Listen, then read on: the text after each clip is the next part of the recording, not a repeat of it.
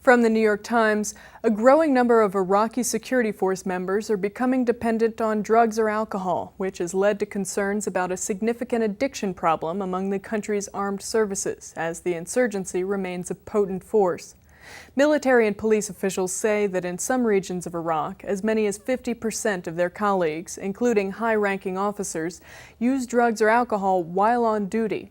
The United States has spent more than $22 billion training and equipping Iraqi security forces since 2004, and the American military has repeatedly said Iraq's army and police are capable of fending off armed insurgent groups.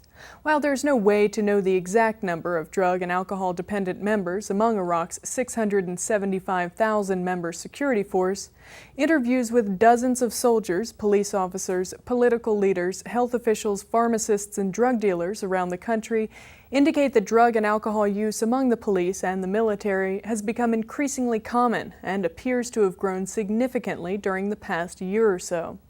Those who admit to using drugs and alcohol on duty acknowledge that the substances lead to erratic behavior, but say long hours working at checkpoints, constant fear, and witnessing the grisly deaths of colleagues make drugs and alcohol less a choice than a necessity. Nizan al-Jabouri, a police officer in Nineveh province in northern Iraq, told the Times, quote, "Pills are cheaper than cigarettes and they make you more comfortable and relaxed. They help us forget that we are hungry and they make it easier to deal with people. They encourage us during moments when we are facing death." Some senior police and army officers say that because drug abusers were typically among their most fearless fighters, they're reluctant to take disciplinary action against them.